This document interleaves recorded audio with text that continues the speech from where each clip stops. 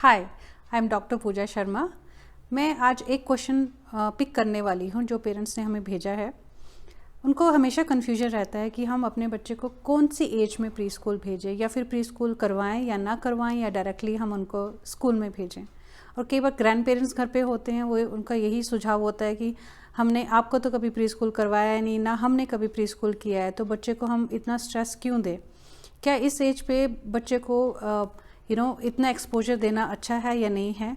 या कभी कभी पेरेंट बोलते हैं ये सारी उम्र तो बच्चे को पढ़ना ही है, तो हम उसके जो इनिशियल ईयर्स हैं उसमें बच्चे को इतना स्ट्रेस क्यों दें या एकेडमिक्स का प्रेशर क्यों दें। तो इन्हीं सब क्वेश्चंस का आंसर आज मैं आपको इस वीडियो में देने वाली हूँ।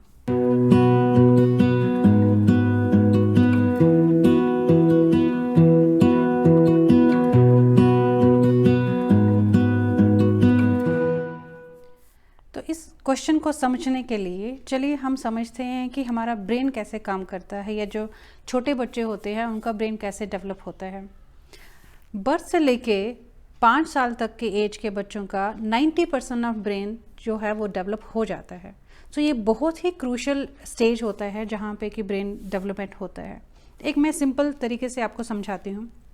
हमारा ब्रेन जो है बिलियंस ऑफ बिलियंस न्यूरॉन से बना होता है, या आप सिंपल भाषा में आप बोल सकते हैं कि बहुत सारे बिलियन सेल से बना होता है। तो जब बच्चा का ग्रोथ हो रहा होता है बर्थ टू 5 इयर्स एज, तो ये न्यूरॉन्स आपस में कनेक्ट होते हैं, वो अपनी ब्रांचेस बनाते हैं और वो ब्रांचेस से एक दूसरे के साथ कनेक्ट होते हैं। तो वो पूरा एक नेटवर्क बना देते हैं। आप ये बोल सकते हैं कि एक जंगल है, जो जंगल खिल रहा है या ब्लूम हो रहा है, वो जंगल न्यूरॉन्स का। जो जितना ज़्यादा वो कनेक्शन आपस में बनाते हैं उतना ज़्यादा ब्रेन का डेवलपमेंट होता है, उतना ज़्यादा ब्रेन एक्टिव होता है। अभी इस स्टेज पे जो बच्चे न्यूरॉन्स का जब कनेक्शन होता है उन ब्रांचेस का, तो जितना वो बना पाते हैं लेटर एज पे जाके वो मेंटेन होते हैं। वो ब्रांचेस वो जो ब्रांचेस उनकी कनेक्शन है, नेटवर्क है, मेंटेन होते हैं। पर अगर हमने इस स्टेज पे उनको एक्सपोजर नहीं दिया या उनको एक्सपीरियंस नहीं दिया, तो जो ब्रांचेस उनकी बनी नहीं है या बनी हुई हैं पर उनको यूज़ नहीं किया गया है, वो उनकी छटाई हो जाती है। You can say they are pruned out. तो जो चीज़ यूज़ नहीं होती है उसकी छटाई हो जाती है, और जो ऑलरेडी बनी हुई है वो मेंटेन होती हैं। तो अभी यहाँ पे हमारा as a parent, as a educator, हमारा जो काम है वो बच्चे को एक्सपोजर देना है, एक्सपीरियंस देना है। प्री स्कूल का मतलब ये नहीं होता कि आपने बच्चे को एकेडमिक से रिलेटेड ही पढ़ाई करवाना है, या अर्ली चाइल्डहुड एजुकेशन का मतलब यही नहीं होता कि आपको बच्चे को स्कूल के लिए रेडी करना है। आपको बच्चे को स्कूल के लिए रेडी नहीं करना है, आपको बच्चे को लाइफ के लिए रेडी करना है। आपको बच्चे को सोशल इमोशनल एक्टिविटीज़ प्रोवाइड करनी है, फिजिकल डेवलपमेंट के लिए एक्टिविटीज़ प्रोवाइड करनी है, उनकी कोग्निटिव एक्टिविटीज़ प्रोवाइड करनी है ताकि उनका ब्रेन डेवलप हो।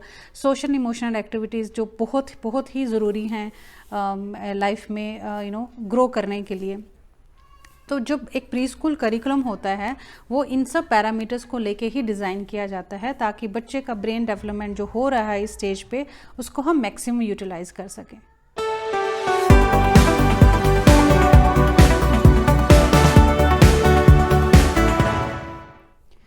तो ये पेरेंट्स को डिसाइड करना है कि वो बच्चे को प्री स्कूल भेजना चाहते हैं, या उनको अगर बैकग्राउंड नॉलेज है अर्ली चाइल्डहुड एजुकेशन का तो वो अपना करिकुलम घर पे भी बच्चे के साथ कर सकते हैं। तो हमारा यहाँ कहने का मतलब है कि ये जो 5 साल है उनको आप वेस्ट ना करें, आप अपने बच्चे को इंगेज करें।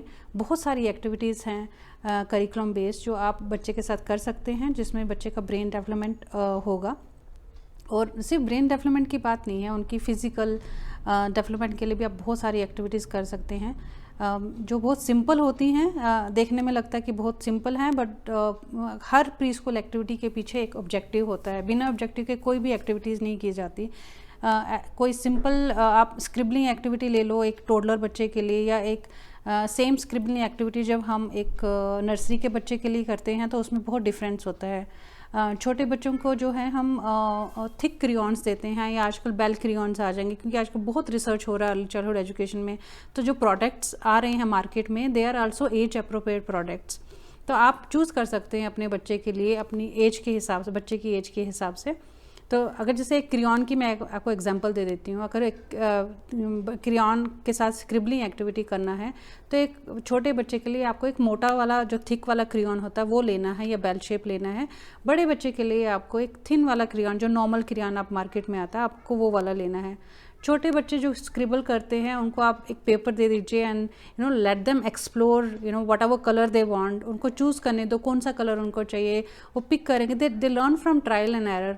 जितना वो एक कलर उठाएंगे उसको स्क्रिबल करेंगे, don't worry about the strokes, किसी भी डायरेक्शन में स्ट्रोक जा रहा है, वो वाइट कलर का स्ट्रोक डाल रहे हैं, रेड कलर, ब्लू कलर, कोई रिस्ट्रिक्शन नहीं है, बिकॉज यहाँ पे वो एक्सप्लोर कर रहे हैं ये सब कलर्स की इस क्या इफ़ेक्ट आ रहे हैं जब हम कलर स्क्रिबल कर रहे हैं।